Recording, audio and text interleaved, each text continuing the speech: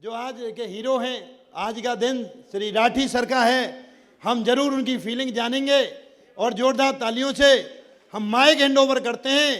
So now welcome हमारे नए नवेले diamond leader Tikam Rathi sir. Hello hello.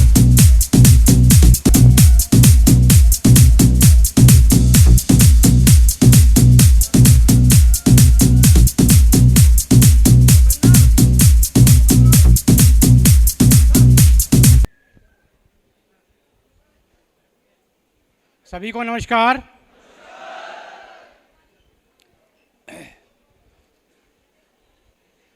अब मेरे महागुरुओं को कोटि कोटि नमन करता हूँ, प्रणाम सभी को।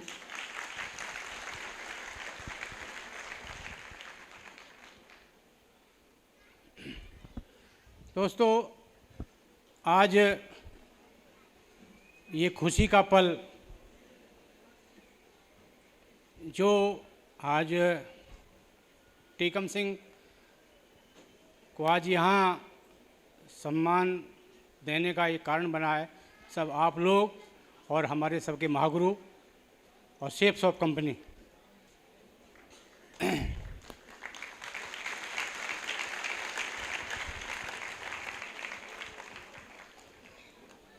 सबसे पहले परमपिता परमेश्वर का लाख लाख धन्यवाद कि उन्होंने इंसान का रूप दिया और बुद्धि दी।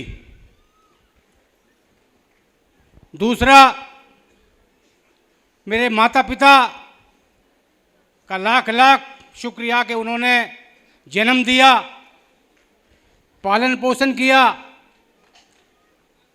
और ऐसी सोच दी और छोटे बड़े सपने जिंदगी में पूरे किए। और मेरे महागुरु और मेंटर्स का बहुत बहुत धन्यवाद। दोस्तों, मेरा नाम टीकम सिंह राठी है। मैं किसान परिवार में पैदा हुआ और मेरे पिताजी किसान थे और मेरे ताऊजी आर्मी में थे और मैं पुलिस विभाग में नौकरी कर रहा था और सब इंस्पेक्टर के पद पर मैं कार्यरत था। तो ताऊजी एक बात बोलते थे कि किसान की जिंदगी में श्योरिटी क्या है। यहाँ किसान बहुत सारे होंगे, हाँ कि ना? किसान की जिंदगी में श्योरिटी क्या है? तो फसल अच्छी हो ये क्या गारंटी है? लेकिन फसल के दाम अच्छे मिले क्या श्योरिटी है? ये भी नहीं है। तो बोलते थे कि खेती के साथ साथ सरकारी नौकरी का भी होना जरूरी है। खेती है, खेती से आपका काम चलेगा और नौकरी से आपके सपने पूरे होंगे। और एक ही बात दिमाग में फाइल जो है डेवलप हो गई थी कि नौकरी करनी है, नौकरी पानी है। तो जब ये दिमाग में बात सेट हो गई कि नौकरी पानी है और नौकरी के लिए यानी कि दिमाग में बात थी और मेरी एजुकेशन यानी कि प्राइमरी पाठशाले से स्टार्ट होकर के गांव के पास जो अगोता गांव पड़ता है वहाँ से स्टार्ट हुई और मैंने वहाँ से करते करते जो है आगे तक गया, ग्रेजुएशन तक की पढ़ाई की। और मेरी ज़िंदगी मतलब चल रही थी तो मेरी ज़िंदगी में ये बात सेट हो गई थी कि अब मुझे मतलब नौकरी भी करनी है यानी पानी है। तो मैं उस समय ग्रेजुएशन कर रहा था और आर्मी की भर्ती निकली। आर्मी की भर्ती में मैं गया लेकिन वहाँ मेरा सिलेक्शन नहीं हो पाया था। लेकिन दोबारा से उत्तर प्रदेश पुलिस की भर्ती निकली, मैंने उसके लिए प्रयास किया, उसमें मैं भर्ती हो गया 1982 में। और मुझे लगा कि अब मैं सफल हो गया और मेरे घर में और मेरे घर वाले बेहद खुश हुए और मैं भर्ती होकर के ट्रेनिंग पे गया। 9 महीने ट्रेनिंग करने के बाद पोस्टिंग चला गया लखनऊ और लखनऊ पोस्टिंग जाने के बाद मेरे घर वालों ने यानी मेरे माँ बाप ने मेरी शादी कर दी। नौकरी चल रही थी लेकिन परिवार भी बढ़ रहा था, हाँ कि ना? अब ये था कि मुझे लगा कि अब नौकरी मिल गई है, मेरी ज़िंदगी सेट हो गई है, अब बच्चों की ज़िंदगी सेट करनी है यानी बच्चों को अपने पैरों पर भी खड़ा करना है। तो बच्चों को अपने पैरों पर खड़ा करना, ये बात अब दिमाग में रही। अब पोस्टिंग पोस्टिंग शहर दर शहर जो है बदलती जा रही थी। मैं नोएडा पोस्टिंग पर आया तो दिमाग में एक बात आई कि शहर में घर होना चाहिए। हाँ कि ना?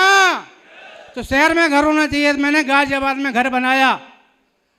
और अब बात यही थी कि बच्चों की पढ़ाई चल रही थी।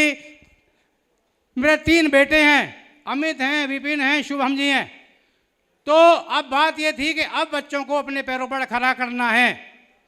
तो अब किसी ने, यानी कि किसी ने बीच वाले बेटे मेरे विपिन को, उनको प्लान दिखा दिया सेप शॉप का, यानी सेप शॉप में ज्वाइन करा दिया। सेप शॉप में ज्वाइन कराने के बाद मैं रोज घर नहीं आ पाता था। जब भी मैं घर आता था, कभी देर सवेर, तो विपिन मुझे घर नहीं मिलता था। तो मैं जानकारी करता था कि विपिन कहाँ है। तो मुझे सही बात ना पता करके अपनी मम्मी की आड़ लेता था और पता चलता था इसने एक कंपनी को ज्वाइन कर लिया है। मैंने कि कंपनी को ज्वाइन कर लिया है? भाई पढ़ाई कर रहा है, कौन कंपनी? ये तो सब बेकार के चक्कर होते हैं। मैंने नौकरियों में बहुत सारी कंपनियों को देखा है, किसी एक आध को फायदा होता है, ये तो सब भाग जाती हैं। मैंने इनको मना किया। अब इन्हें लगा कि पापा जी मना कर रहे हैं, क्योंकि मेरी बात कोई घर में काटने की किसी की हिम्मत नहीं थी। क्योंकि एक तो जाट और ऊपर से पुलिस में।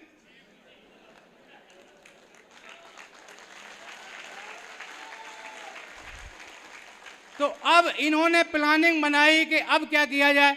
अगर पिताजी की परमिशन नहीं होगी तो बिजनेस हम नहीं कर पाएंगे। तो इन्होंने ये अपने सीनियर को लेके आए और मुझे समझाने की कोशिश की, लेकिन मैंने उनकी बात को नहीं समझा, मैंने उनको लौटा दिया। अब फिर ये उनके भी सीनियर महागुरु जी देवेंद्र राघव सर आए और उन्होंने समझाने की कोशिश की। तो उनकी बात को भी मैंने सीरियस नहीं लिया और मैंने हानू करके टाल दिया। अब देवेंद्र महागुरु जी भी उन शख्स को लेके आए, चौधरी कृष्णपाल सर को लेके आए और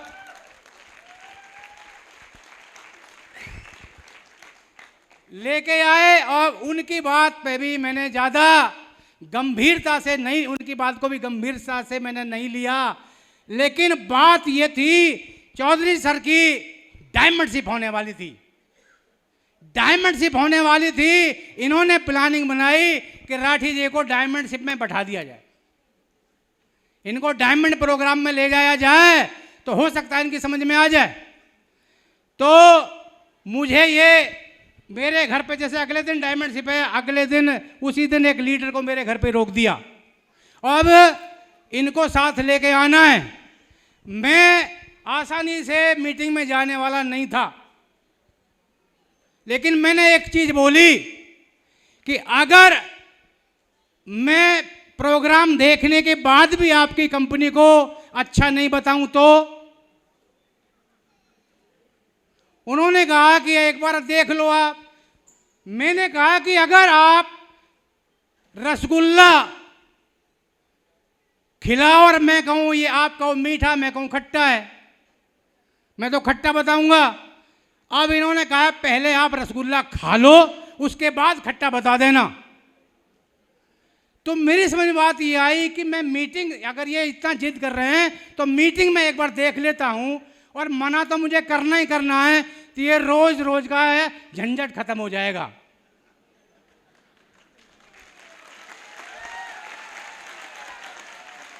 तो ये रोज रोज का झंझट खत्म हो जाएगा। तो मैं इनके साथ मीटिंग में गया, और मीटिंग में मैं एक दिल्ली 5 स्टार होटल में, जब मैंने एंट्री, मतलब वहाँ खाना खाया, और खाना खाने के बाद में इसी तरह से हॉल में एंट्री किया, और एंट्री करने के बाद वहाँ मैंने हजारों लोगों को यानी टाई कोट में देखा। तो मैंने कि चलो भाई अब आ तो गए ही यहाँ। उन्होंने मुझे बैठा दिया, और जैसे ही हमारे महागुरुओं की यानी ग्रेट मेंटर की एंट्री हुई, सभी लोग सीट से खड़े हो गए। और जिस सीट पे मैं बैठा था, जब वो बैठे तो मैंने देखा मेरी सीट पे कोई बैठ गया। अब मुझे खड़ा रहना पड़ा। फिर मैं पूरा प्रोग्राम फिर मैंने खड़ा होकर देखा, वहां तो गया ही। मैंने पूरा प्रोग्राम खड़े होकर देखा, और जब महागुरु जी कृष्णपाल सर को डायमंड रिकॉग्निशन के लिए बुलाया जा रहा था, यानी कॉल किया गया, ग्रेट महागुरु जी राजीव चतुर्वेदी महागुरु जी के माध्यम से, उनके लिए चाहता हूं जोरदार तालियां हो जाए, जोरदार तालियां, जोरदार। महागुरु जी राजीव चतुर्वेदी जी ने, सर ने आवाज मतलब कॉल किया, तो उस हॉल में यानी बोलने के बाद भी आवाज गूंज रही थी। बोलने के बाद भी उन्होंने आवाज कॉल किया, और कॉल करने के बाद जो आवाज गूंज रही थी, मुझे लगा कि यार कमाल है।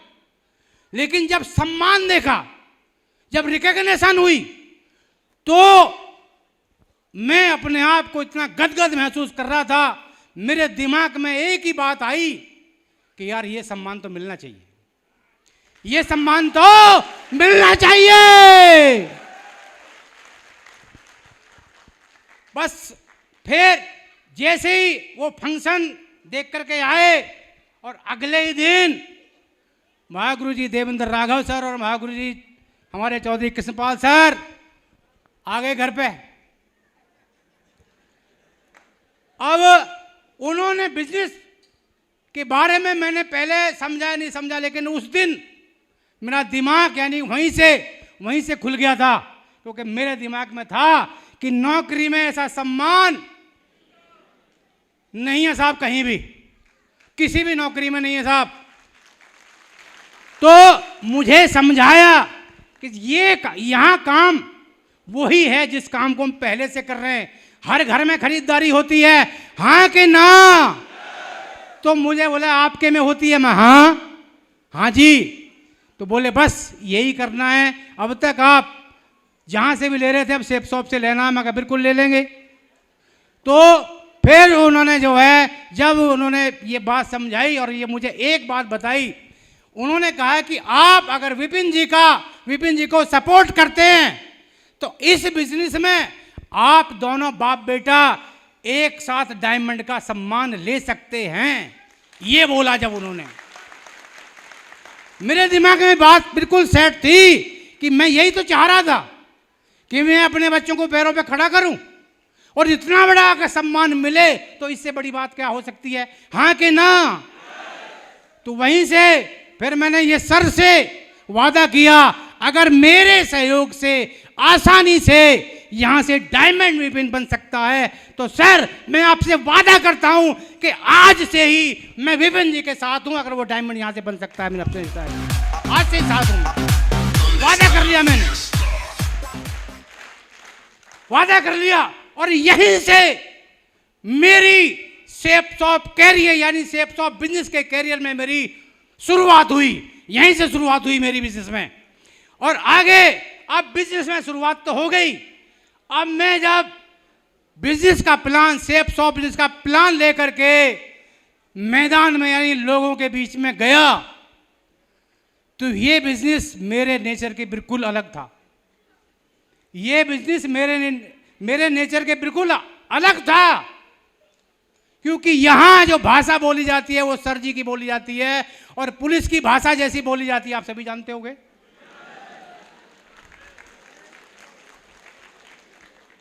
जानते ना जानते, बताने की आवश्यकता नहीं है। तो महागुरु जी, तो लेकिन मैंने जब वहां प्लान दिखाने के लिए गया, मैं लोगों की जिंदगी बदलने की बात करता था, लोग बाग मुझे सुनना ही नहीं चाहते थे। मैं लोगों की जिंदगी बदलने की बात करता था, लोग मुझे सुनना ही नहीं चाहते थे। अब कभी कभी ऐसा मन करता था कि इनको मैं पुलिस वाली भाषा में समझा दूं क्या।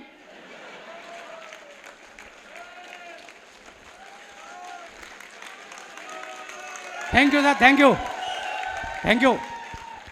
एक दो बार हुआ भी है, एक दो बार नहीं कई बार हुआ, और विपिन जी को तो ये बात कई बार फेस करनी पड़ी साहब। और हो सकता है कि महागुरु जी देवेंद्र सिंह राघव साहब के भी सामने ये बात कभी आई होगी। विपिन ये बोलता था कि आप वहाँ फॉलोअप में गए, प्लान में गए, आपने जो ऐसा क्यों बोल दिया, मगर वो मान ही नहीं रहा था। कई बार फेस करना पड़ा। अब बात आगे है कि अब मेरी समझ में ये बात आई कि गुरुजी ने ये बताया कि सिस्टम, यहाँ सिस्टम है और सिस्टम में ड्रेस कोड सबसे जरूरी है। ड्रेस कोड के बारे में मुझे बताया, यहाँ कोट पैंट और टाई, जो कि मेरी नौकरी में मुझे कभी महसूस ही नहीं हुआ टाई बांधने का। तो अब मैं इस चीज के लिए, उन्होंने कहा कि अगर आप यहां इस बिजनेस यानी इस सिस्टम को फॉलो करते हैं तो आपके साथ टीम बनना स्टार्ट हो जाएगी। तो मुझे डायमंड बनने वाली बात मेरे दिमाग में सेट हो गई थी। मैंने गुरुजी की बात को माना और मैंने सिस्टम को फॉलो किया। और जब मैंने सिस्टम को दिल से फॉलो करना स्टार्ट कर दिया तो मेरे साथ फिर टीम भी बनना स्टार्ट हो गई। और फिर मैंने एक ही बात कही महागुरु जी कि एक टाई तो क्या, अगर मुझे दो टाई मतलब डायमंड बनने के लिए मैं दो टाई भी बांधने के लिए तैयार हूं, दो टाई बांधने के लिए तैयार हूं मैं।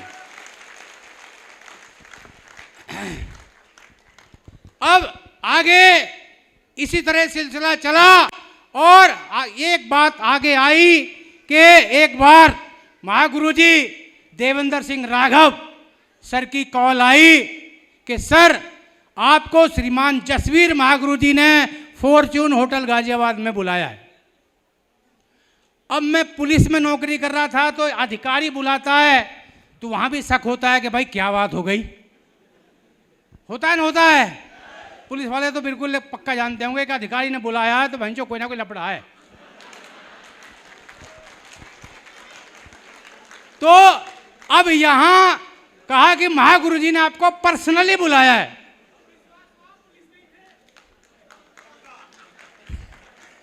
तो यहां मैं सोचा मगर पता नहीं क्या बात है, क्यों बुलाया। मैं गया और सर के साथ जब मैं बैठा, सर ने मेरी आईडी को ओपन किया और सर ने मुझे बताया कि आप नौकरी में इतनी सैलरी पा रहे हैं। मुझसे पूछा और यहाँ बिजनेस में आप इतना पा रहे हो तो सैलरी से ज्यादा है। तो मैंने कहा जी सर, अगर आप इस बिजनेस को फुल टाइम आ जाते हो, फुल टाइम करना स्टार्ट कर देते हो तो आपकी टीम को आपका अधिक समय मिलेगा और ये जो इनकम आज आप ले रहे हो ये आपकी इनकम 3 गुनी या 4 गुनी हो सकती है। तो मेरे दिमाग में, मेरी समझ में बात ही आ गई। मगर महागुरु जी सही बोल रहे हैं। और मैंने जब ये निर्णय ले लिया फुल टाइम आने का, शेप्स ऑफ बिजनेस में फुल टाइम आने का मैंने समय ले लिया और मैंने अपनी पुलिस की नौकरी से वॉलंटियर रिटायरमेंट लिया और मुझे भी लगा कि टीम बढ़ रही है और टीम को मेरे समय की आवश्यकता है और मैं टीम के साथ में फुल टाइम आ गया। फुल टाइम आने के बाद टीम में, और मुझे मेरे साथ ऐसे लोग, मेरे साथी जो मेरे साथ नौकरी में भी थे, वे मेरे साथ दमदार तरीके से मेरे साथ आए। उनमें से अगर मैं सबसे पहले नाम लेना चाहूं तो चौधरी राकेश मेजर साहब, योगेश शर्मा जी, मतलब ऐसे मेरे साथी यानी डायमंड मेरे भाई यहाँ मिले। आगे चल के जितेंद्र सिंह जी, संजय सिंह सर और आपके राधे श्याम जी, पंचम सिंह जी, दामोदर जी, शेर सिंह सर जी और यहाँ बहुत सारे मंजीत सर, राहुल कुमार और आपके संजीव सर, मोनू लोहान, डॉक्टर दीपक सर, यानी कि जिनका अगर नाम सबका लेने में बहुत समय लग जाएगा, और मेरी छोटी बहन हीना खान जी, ऐसे दमदार मुझे साथी मिले जिनके मिलने से मेरा बिजनेस यानी चल नहीं रहा था, दौड़ने लगा। बिजनेस मेरा चलने नहीं, चल तो रहा था लेकिन तेज दौड़ने लगा। तो बिजनेस में जो है इतनी तेजी से आ गई और कहीं भी जब भी कोई भी टारगेट निकला, कोई भी टारगेट उठा के देख लो, एक नाम उसमें जरूर आएगा, वो नाम आएगा टीकम सिंह राठी का। आगे चलते चले गए और इसी तरह से यानी कि बहुत सारे साथी मिलते चले गए, फोर्स वाले मिलते चले गए और उनके साथ आगे मिलते चले गए। बहुत बड़ा कारवां खड़ा हो गया साथ में और हर टारगेट विजेता, यानी कि मुझे, यानी मेरे सपने को साकार करने के लिए विश्व विजेता टीम बनाने में इन सभी लोगों का मेरा साथ रहा है जो आज मेरे साथ बैठे हैं। विश्व विजेता टीम बनाने में मेरा साथ रहा है। आगे चलते चले गए, यानी इस बिजनेस ने, मैं कहूं कि नौकरी ने मुझे बहुत कुछ दिया। नौकरी ने मुझे बहुत कुछ दिया। मैं नौकरी को सलाम करता हूं, मैं सलाम करता हूं, बहुत कुछ दिया नौकरी ने। इसी तरह चल रहे थे और आगे चलते चले गए, काम करते चले गए। आगे चल के इस बिजनेस में यानी अचीवमेंट की बात करें तो इतना तक अचीवमेंट दिया कि मैं जिसकी कभी कल्पना भी नहीं कर सकता। देश विदेश की यात्राएं दी। आज हर, यानी कि मेरे घर में हर मेंबर्स के पास स्पेशल कार है। कभी ये सपना हुआ करता था, मैं नौकरी में था, जैसे कि लखनऊ, रायपुर, एटा, आगरा, नोएडा, गाजियाबाद, मेरठ, तो एटा से एक बार आ रहे थे तो बड़ा बेटा हमारा छोटा था, ऐसा ही था 1-1.5 साल का, तो बस में, रोडवेज बस में सफ़र कर रहे थे। तो एक बीच में एक कस्बा पड़ता है अकराबाद करके, वहाँ बस रुकी तो मैडम कहने लगी कि ये कार वाले देखो कितने आराम से जा रहे हैं, काश हमारे पास भी कार होती। तो उस दिन कार के बारे में बोला जा रहा था, लेकिन आज इस बिजनेस की बदौलत आज मैं यानी कि हमारे यानी मेंबर के पास आज स्पेशल कार है। जो भी ये संभव हो सका, ये बिजनेस की वजह से हो सका है, ये भैया सेफ शॉप की वजह से हो सका है, यानी सिस्टम और कंपनी की वजह से हुआ है। आज जो भी मेरे पास ये अचीवमेंट हैं, और मेरा हमेशा एक इरादा रहता है कि मैं सब कुछ तो नहीं कर सकता, लेकिन बात है कि कुछ तो कर सकता हूं, और ये इरादा रहता है कि मैं जो भी कर सकता हूं उसके लिए 24 घंटे तैयार हूं करने के लिए, 24 घंटे तैयार हूं करने के लिए, 24 घंटे। और मेरा जो मिशन है महागुरु जी, मेरा मिशन है कि जो आज सम्मान मेरे गुरुओं द्वारा, मेरे महागुरुओं द्वारा, मेरे भगवान, उनके द्वारा आज मुझे सम्मान मिला है, 1 लाख लोगों को मैं ये सम्मान दिला कर रहूंगा। 1 लाख लोगों को सम्मान दिला कर रहूंगा मैं, 1 लाख लोगों को।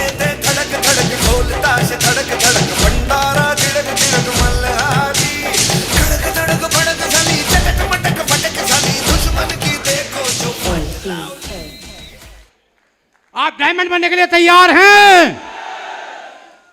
अपलाइन की बात मानेंगे? सिस्टम की बात मानेंगे? तो मैं इस बात का वादा करता हूं और इस बात पर मोहर लगाता हूं कि आप सब लोगों को डायमंड बनाने के लिए मैं आपके साथ हूं। डायमंड बनाने के लिए मैं आपके साथ हूं। मैं कोई बात मेरे कहने पे कोई बात किसी को कोई हट कर गई हो तो मुझे छोटा या बड़ा भाई मान करके क्षमा कर देना। और एक साथ बोलेंगे, यानी कि अपनी सीट से एक बार तो खड़े हो जाओ, एक बार तो खड़े हो जाओ डायमंड बनने के लिए। I am diamond, I am diamond, I am diamond. Wish all the best. Thank you. Go Diamond.